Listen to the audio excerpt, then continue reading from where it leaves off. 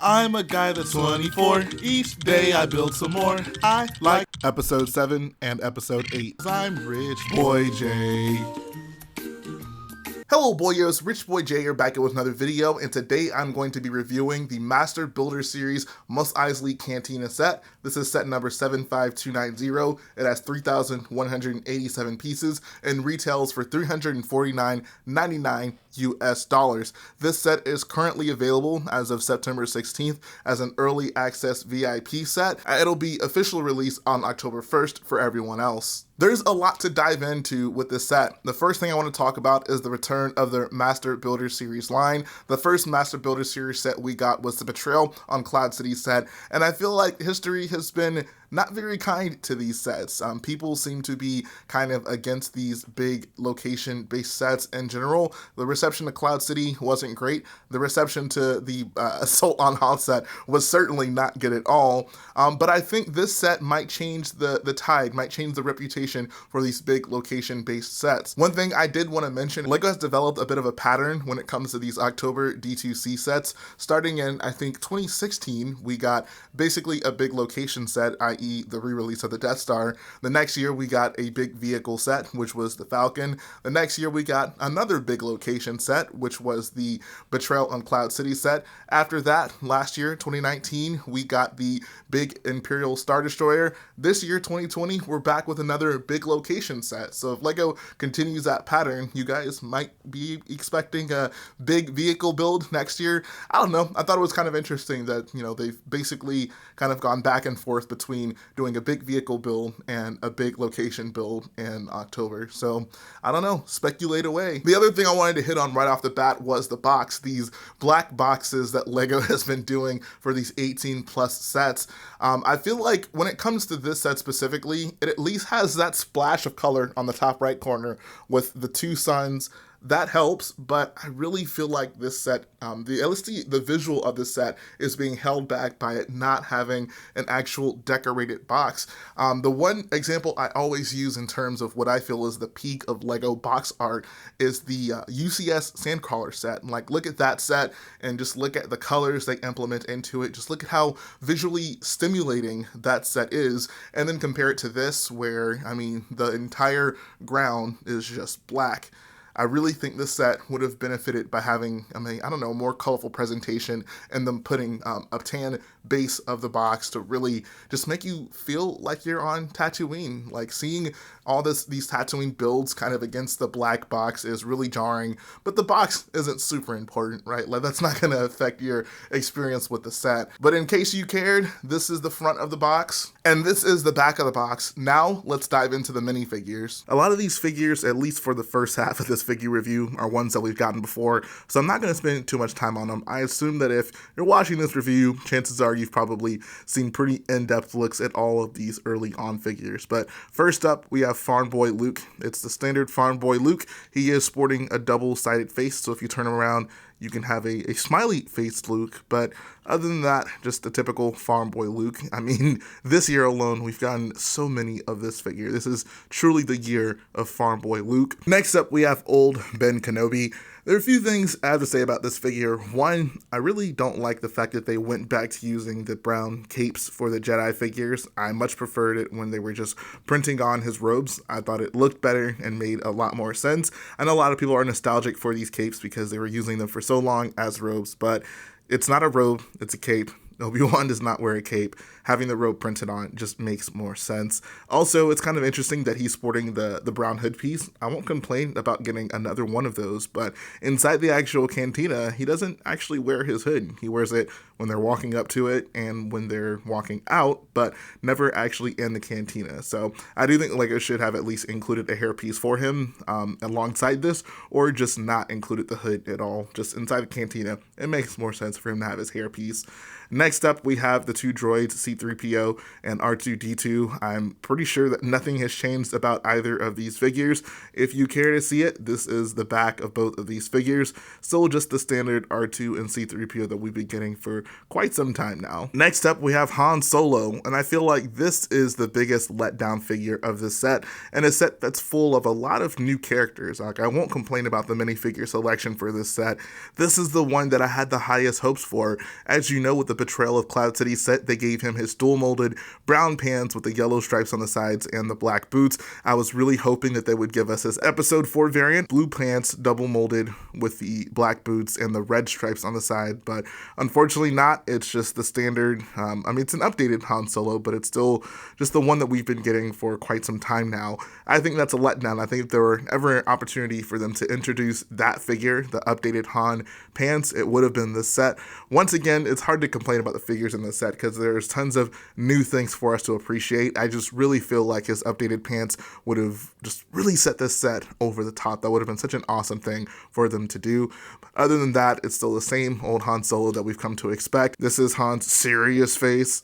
If we go ahead and put him back down. Next up, we have Chewbacca. Same old Chewbacca we've been getting. I really don't want to spend a ton of time going through the details on all these old figures that we've gotten so often now. Next up is Wu Hare. This is the bartender. He's the same figure that we got in the last Cantina set. Still a nice figure, a very necessary figure for this set. It was cool that we got him in that last set, and it totally makes sense for him to be in this set as well.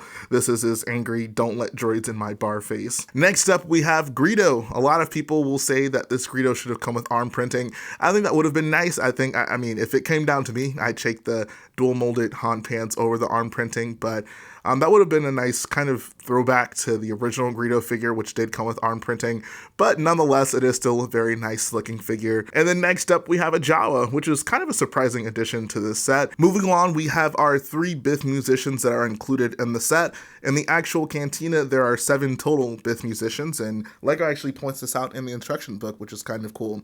But this set includes 3. I imagine if you've been collecting LEGO for a while, you might have come across a few of these, so if you want it to be a complete Cantina, check Bricklink. I'm sure the prices for these figures aren't ridiculous considering this is not the first time we've gotten them, if you want a full set of the Cantina band in your MOS Eisley Cantina set.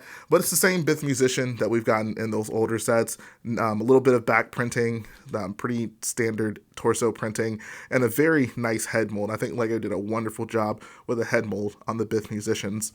Next up, we have 2 Sand Troopers, and these are actually both technically new figures, and for good reason, actually. So everything on the front is just what you'd expect from Sand Troopers. One of these are sporting the orange pauldron, the other has the black pauldron, which is nice. I love getting Sand Troopers with varying pauldron colors, but if we flip them around, you'll see that they've actually redesigned the backpack on these, which is nice. I love the inclusion of this clip piece in sand blue, because there is sand blue in the actual backpack for Sand Troopers, so I like that splash of color in there to just make the backpack look a little bit more accurate. And then, of course, I gotta point out the fact that these are also not sporting the angry clone faces, but instead 2 generic faces, so LEGO, once again, is keeping in line with phasing out those angry clone faces. One last thing I do want to mention about these Sand Troopers is the back of the helmets. So, long story short, LEGO, whenever they were initially putting out the new dual molded Stormtrooper helmets, the back of the helmet looked like this, the black squares right here. However, there were basically some versions of the figure that had the gray squares on the back,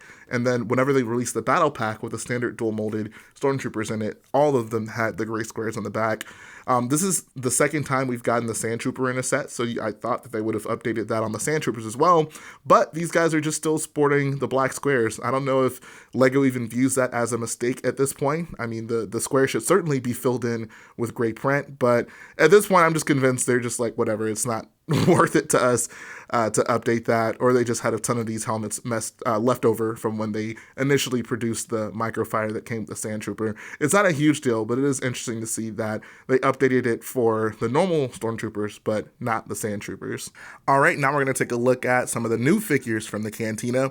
First up, we're going to start with Kabe. I honestly have no idea to pronounce these names.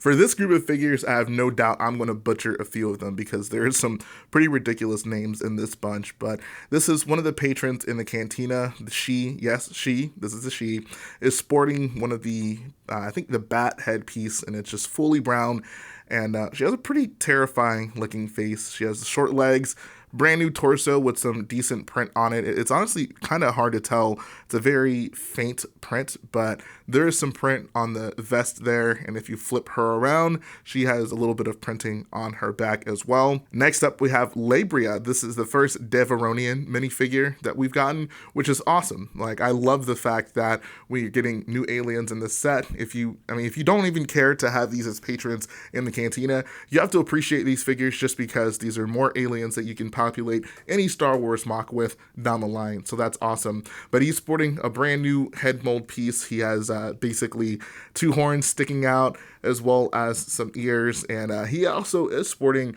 a double-sided face. This is just his normal face, but I like the cheesy face that he has. This is really how we see him in the cantina. He has a pretty decent torso. He's sporting a scarf, it looks like, with a belt. And then if you flip him around, raise up the cape, he does also have a bit of back printing. So awesome looking figure. I think if you want to recreate Mandalorian Season 1, is it Episode 5, the Suicide Squad episode? You could definitely use this guy's head and hair piece for the Deveronian in that episode. Next up, we have a Tan Trandoshan. Call that a Tandoshan. Yeah, this is one of the, I think this is probably one of my favorite figures out of the set. We've gotten Trandoshans before, but never in this color, and I think it looks awesome. This guy's name is Hertek Cal Fass. I don't know. That's his name. Anyways, very awesome looking figure. Like I said, this is a Trandoshan hairpiece. This is a Trandoshan headpiece in a brand new color that we've never gotten before, and he does have some torso and back printing as well. It all looks very good. He just makes, this is, out of all these, I think he makes the best just kind of casual, generic Star Wars alien you could throw into the back of a MOC. And then finally, we have an Ithorian, which is awesome. It's been such a long time since like the Jack 14 set that we got a Lego Ithorian. This guy's name is Momau Nadon. He is also sporting a scarf. I love that there are so many sophisticated gentlemen in Chowman's bar sporting scarves. That's kind of funny to me. This guy is awesome because he has a pretty decent torso print, but he also has leg print and feet print, which is awesome. Like, it's nice to know that this is going to be a standard for Lego Star Wars outside of just the Clone Troopers. I love that we're getting more feet print. That is just, like, we're getting so close to getting, like, I guess the perfect configuration of Star Wars figures with detail. Dual molding still isn't standard. Arm printing still isn't standard, but feet printing is definitely a welcome addition. If we flip him around, we get some nice back printing, and the scarf even goes around to the back as well. And the scarf actually works out really well because the part of the head mold is the scarf, which is great. Like, I love having another Ithorian in my collection. I think these are some of the most interesting looking Star Wars aliens. Next up, we have Pando Baba, who is, I would say, probably the star of this set. I think he certainly has one of the more memorable moments in the cantina, for better or for worse. He has a brand new custom molded headpiece that looks pretty awesome. I think the main criticism of this guy is that his face is too long, which I agree with. The chin area especially should be shrunken a little bit, but I don't think it looks bad by any means. I think this is an awesome looking figure. I feel like with this set, this is one of those few sets that we can get now that can include a bunch of characters that we haven't gotten before, especially from the original trilogy, right? That list of figures from the original trilogy that we still don't have, like, named significant characters, it's pretty small now, and it continues to shrink, but it is nice that after all these years, we have this memorable duo from the cantina. If we take his headpiece off, you can see he's sporting a pretty cool looking orange jacket. Flip him around, he has a little bit of back printing detail, which is nice. It's such subtle detail, right? Like, they totally could have gotten away with just not giving him any print back here. It wouldn't make a huge difference, but just having that subtle detail, I think, makes the figure look even more premium. One change I made to my Pando Baba figure after my guy Trevor let me know to do it was giving him the UCS Snowspeeder printed arms, which work perfectly for his jacket. If you'll notice in the film, he has these pretty standard Star Wars type stripes going down the side of his jacket, and Trevor was like, yo, throw those on the figure, and I was like, that actually works out really well. So if you have the UCS Snowspeeder, the pilots from it, throw those arms on Pando Baba, and it just makes his figure look even more detailed, which is pretty cool. Moving on, we have Dr. Evazan, and I really like this figure, but there is one gripe I kind of have with it.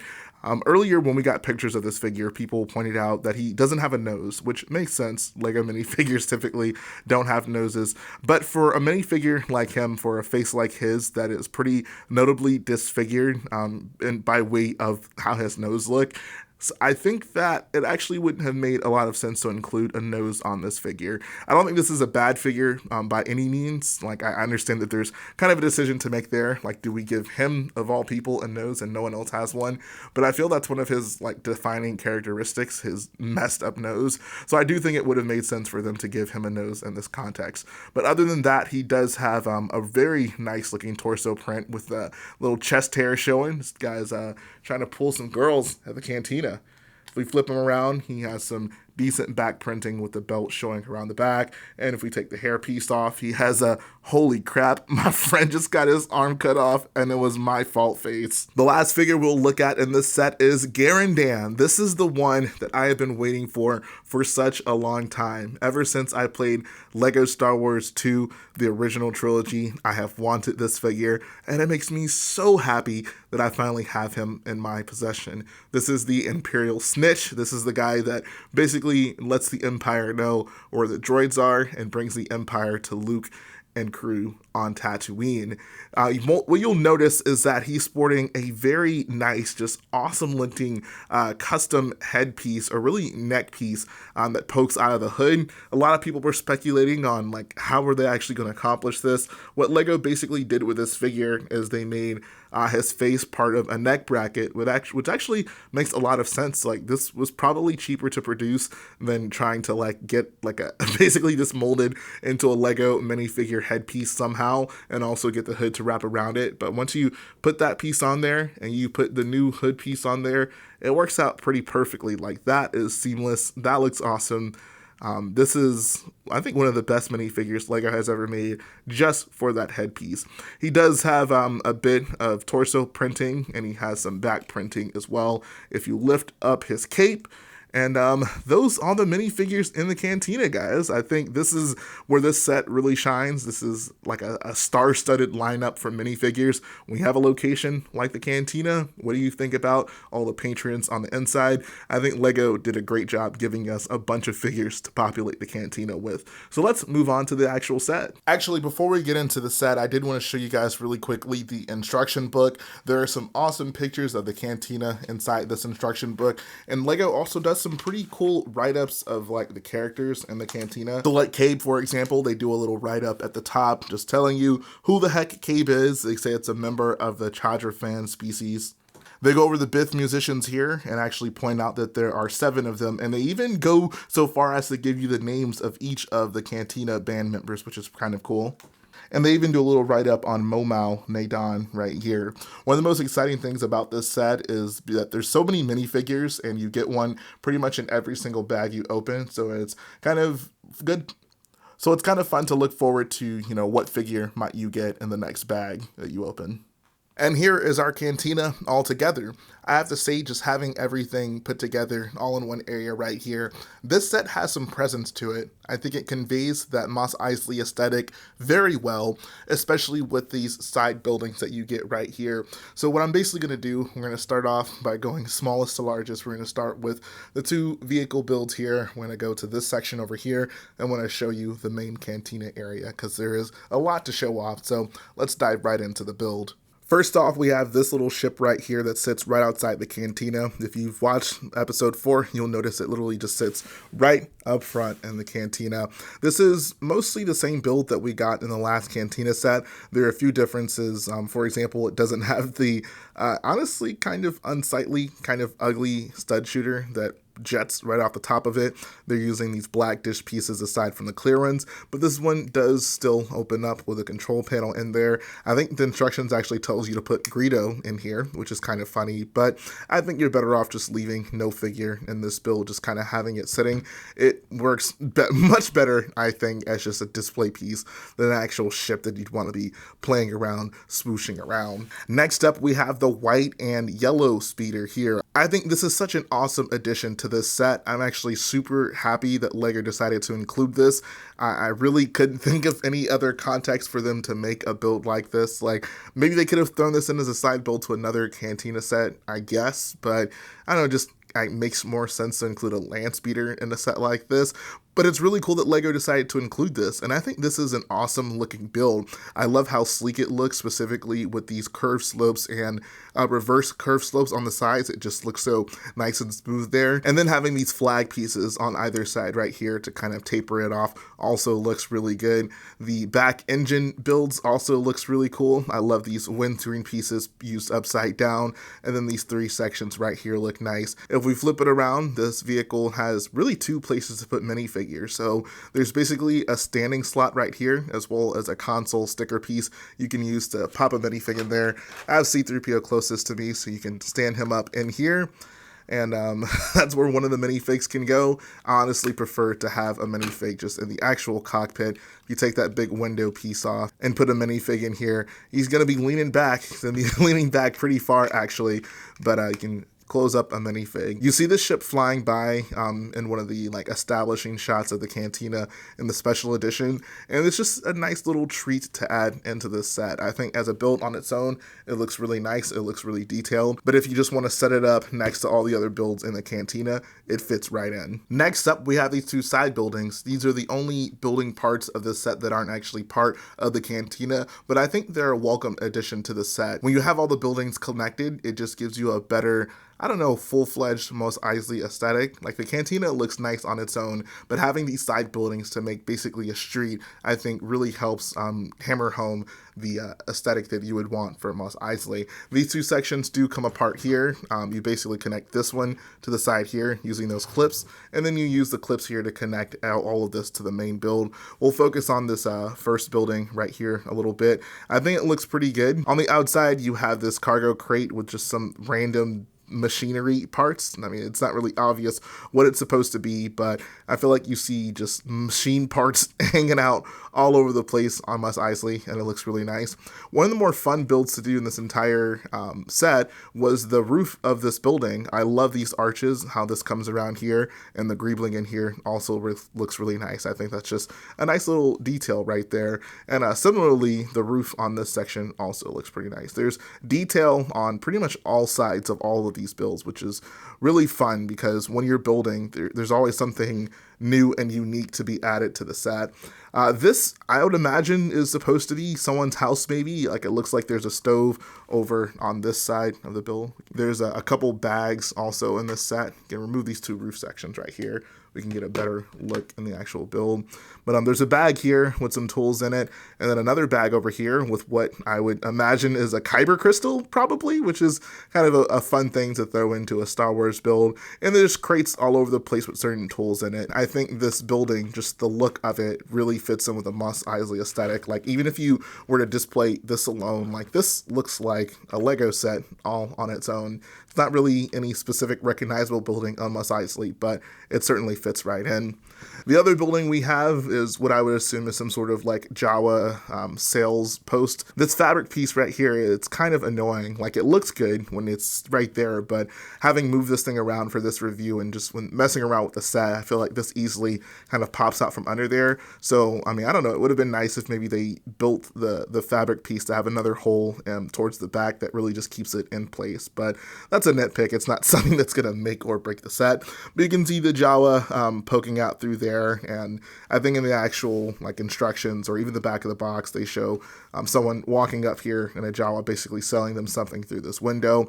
And this opens up as well. The nice thing about the set is everything opens up, like everything's super accessible. So through this side, you can see you have the Jawa standing on top of the chair because he's too short to actually be able to look out of the window. Otherwise, he has a cargo crate over here, binoculars, a place for his gun to sit, a cup. There really is just a nice amount of detail thrown into the interior of all of these builds with all the random tools and buckets and mops that are thrown on the walls. And when you close it up, there's also just tons of details hanging around outside, like this ladder here with whatever these things are supposed to be hanging off of it. And these cargo crates, I gotta talk about these cargo crates. This has to be one of the coolest LEGO Star Wars specific pieces I think ever made. It is basically an Imperial cargo crate. It has the Imperial logo on one side, and then on the other adjacent sides, it has some Arabic writing and of course another Imperial logo on the opposite side.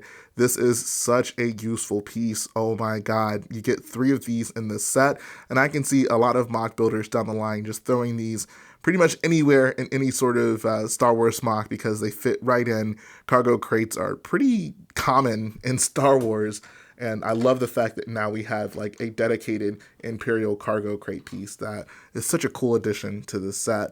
On the flip side of this building, you have this door right here that slides up and down. It kind of gets hung up on that dome up there, but basically you have this handle here and you can, yeah, there you go. You can slide it up and down. It kind of stays up. Like if you really pull on it, it'll kind of settle where it is. But sliding doors, kind of cool feature here. One of the things I like about this building, and the reason I have even the Sand Trooper posted up out here, is you open it up, and what I would do, I think this is probably a fun way to display the droids, is put R2 in here, and maybe, I don't know if it actually will fit, somehow try to fit C-3PO behind him. You might actually have to move him, put C-3PO on this side. But you close it up, and it's like you can kind of redo the scene where the droids hide in the little building, and they close the door. Sand Trooper comes up, knocks. Oh, it's locked. Okay, move on. On to the next building, because why would droids ever lock a door? But anyways, this is just another cool building to go alongside the actual cantina. When you have these two connected, it makes a nice little corner here. So if you just wanted to, throw some figures hanging around, just looks like another section of MOS Eisley, which is actually really cool. I love the fact that there are so many different ways you can display this set, and so many different ways you can use the sections of the set to really just make your own version of MOS Eisley. Now to the actual cantina part of the build. We're gonna basically take our way around the exterior of the build because there are so many exterior details on this set, and then we'll make our way to the inside. Starting up outside, you'll notice the pretty notable dewback and its like feeding area over here on the side of the cantina, which was a pretty awesome addition to this set. It is very nice to see the dewback make a return. We haven't seen this custom molded dewback since 2014. It is still the exact same dewback from 2014, but it was awesome then, and it's still awesome now. The mouth can open up if you're not familiar with it, and there's even what looks like a bit of a tongue in there, which is kind of funny. I believe the saddle build is a little bit different. It's definitely not the exact same build from 2014, but it still looks pretty good, and you can put your Sand Trooper up top. You can hold the, what is this called? A bridle, I think, connects to the dewback's mouth. I just like to have the dewback displayed over here. This is where we see it in the film, and it just fits perfectly right there. I love that. LEGO does a pretty decent job at just really giving some nice details to the outside of the build. I love this technique they've used, and this is actually the first time I've used this, at least super extensively, but putting basically the 1x1 route plates in the walls of a build to kind of simulate cracks or crevices.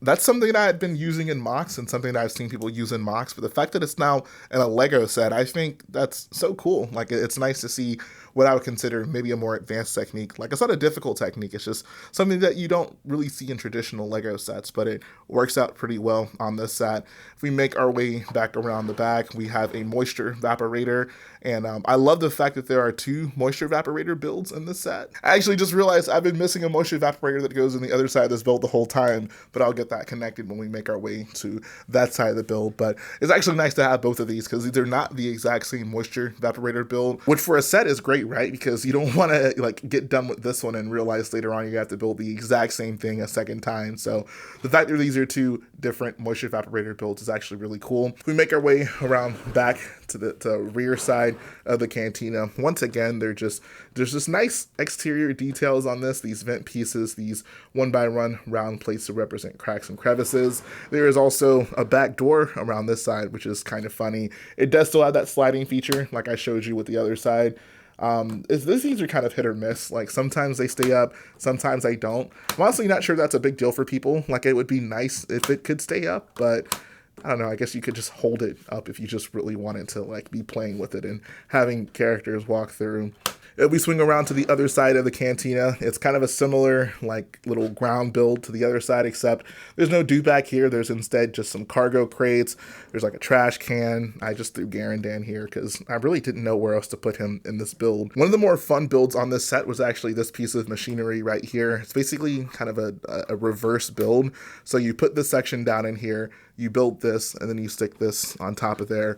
There was just something very fulfilling about that. I don't know. The other moisture evaporator used this 1x1 with bar piece to basically just clip it in right here. And I'm actually glad that this was missing before because it reminded me to talk about something that I noticed when I was moving the set around. So like if you like dig your fingers underneath the set and lift it, it stays together pretty well. Like especially since it's all hinged on the inside, it actually kind of keeps its form very well. But this was the one section that just fell off. So it honestly would be nice if they just maybe connected this better to the set. Like I like that it kind of sits at an angle, right? It looks kind of dynamic that way. But the moisture evaporator on this side actually connects, I think using like a Technic axle. So this one, like if you pick up the whole set, it's fine. It's not going to go anywhere.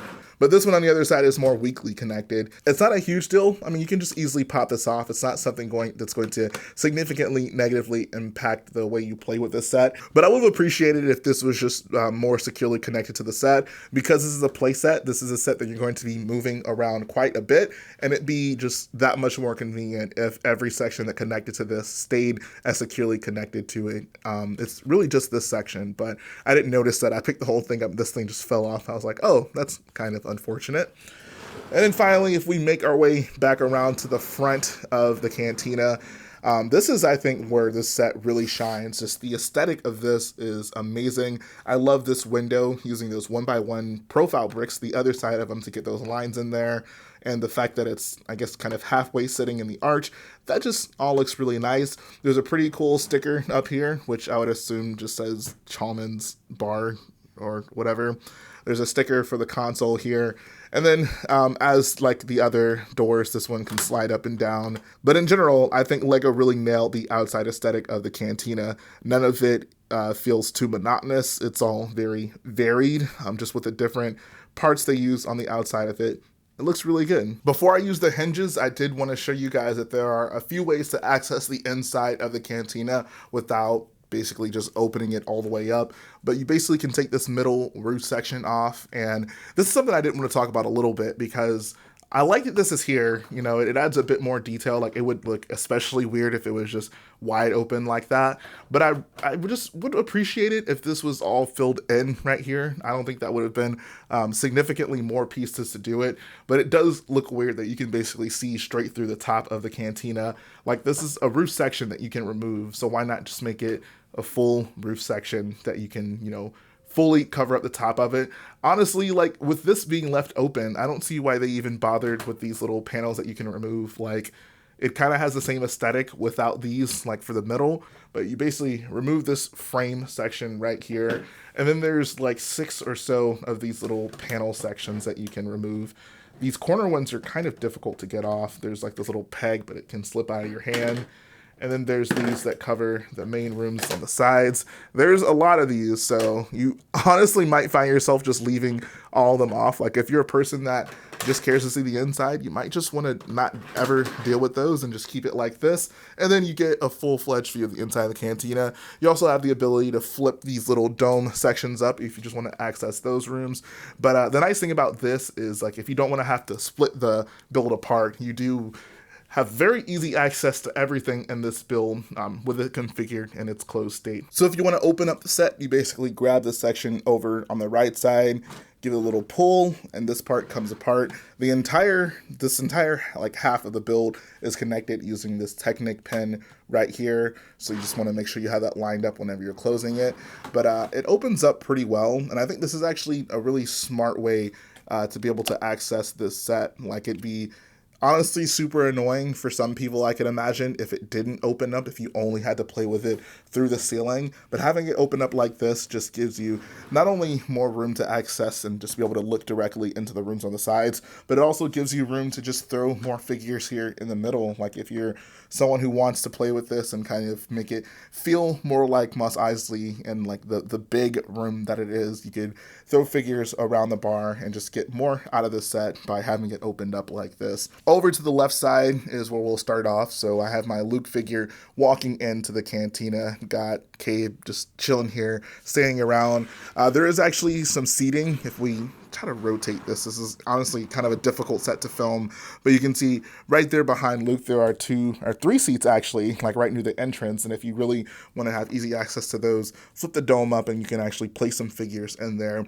One of the things that I'm really going to be praising throughout this review is the fact that there are so many seating areas in this build, which is awesome because like you obviously are given a pretty decent amount of figures to populate it, but there is so much room for you to populate this with your own individual figures to make it really feel like the cantina, to make it really feel like the bustling bar that we see in A New Hope. Continuing with that trend of ample seating, if we make our way to the rightmost booth of the entrance, we can see we have a 4-seater booth, which is actually pretty cool. You can sit 4 minifigs in there, and I like that it kind of has its own closed-in kind of seedy feeling, right? Like you can obviously reach to the top to place the figures, but the fact that it's kind of a, I don't know, like a booth in the corner, like that to me really feels like the cantina. And you can see throughout this review, like I have all the patrons in here that should be in here, and there's tons of seats left over. So once again, like if you have some, you know, custom minifigures of other patrons in the cantina that we see, you're going to have a lot of fun filling this thing out with your own figures. There's another one of the Imperial cargo crates chilling right here. Like I said, there's 3 total of those in this set. There's a nice little light fixture and more light fixtures. There's actually kind of a common thing throughout the build. These light fixtures exist on the walls all throughout the build, and they actually look kind of nice. And then there's also this little small group of seats right here next to this table, which is actually kind of funny, right? Like you have these fancy booths right here, and then this kind of looks like if you brought your kids to the cantina, this is where the kiddos might sit. Here, we'll put Kate right there since she's a tiny little person.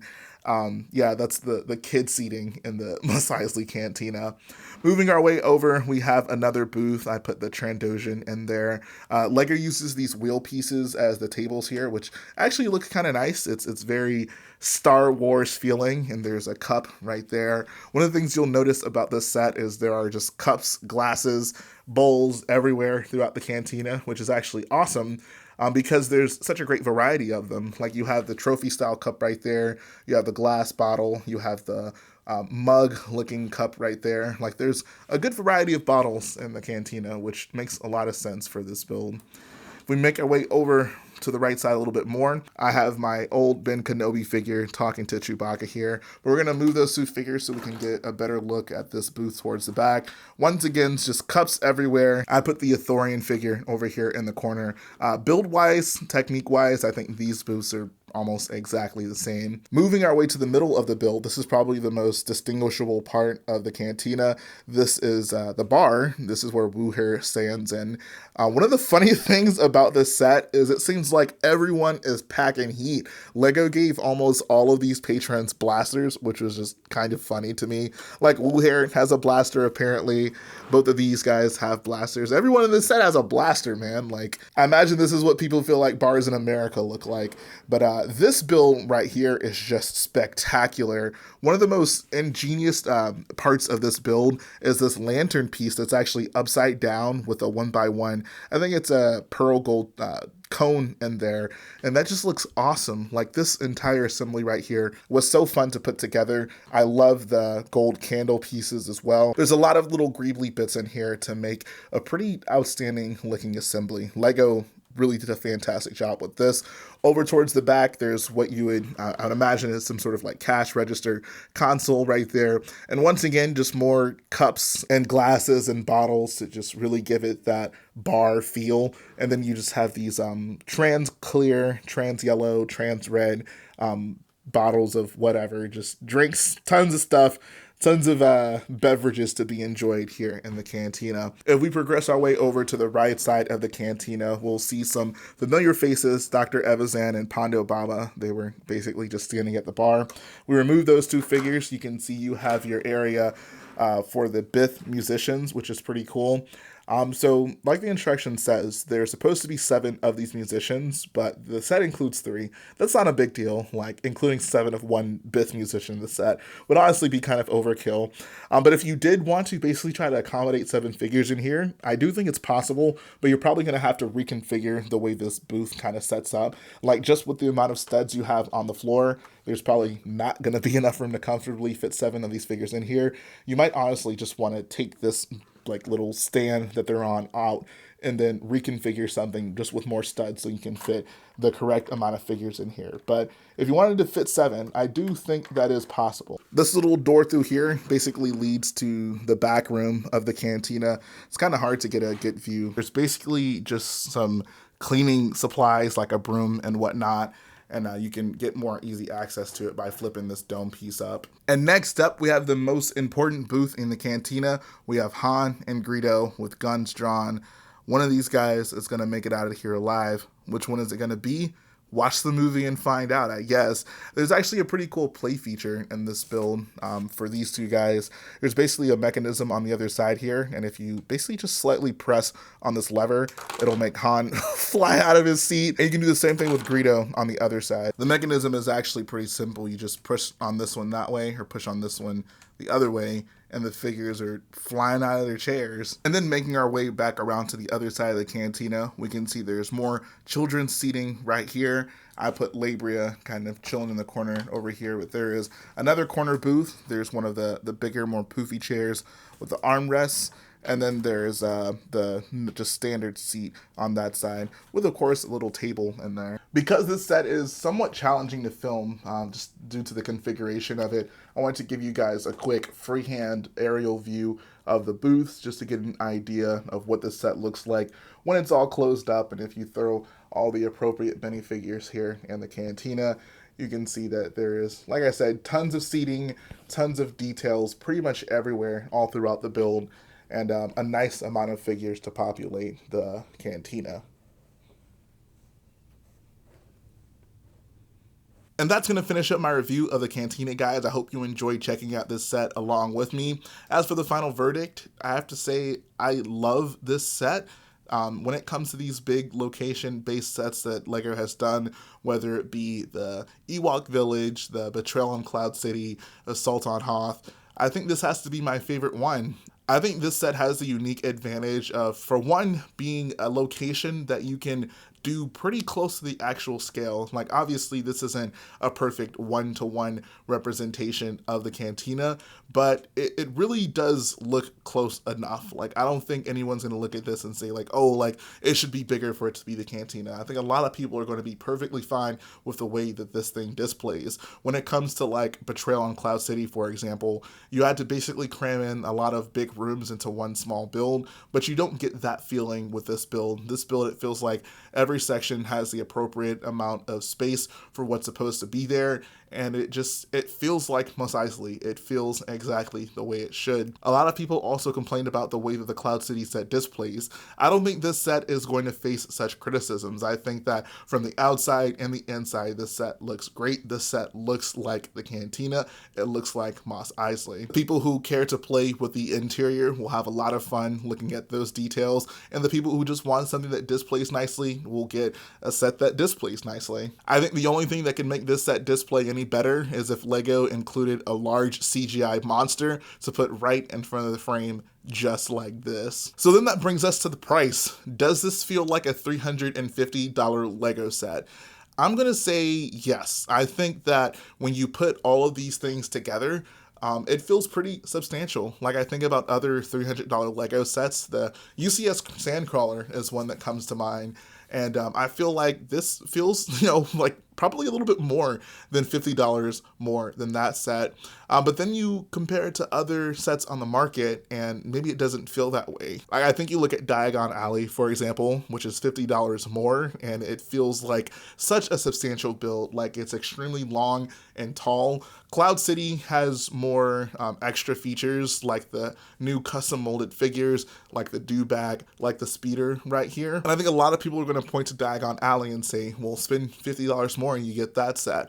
I don't think that this set doesn't feel like it's worth $350, but I think that's more an indication on just how good the price of Diagon Alley is. If you care about the price per piece, the price per piece on this set isn't bad at all. And the fact that the set includes at least 3 or 4 brand new molds for figures, it includes a huge molded dewback.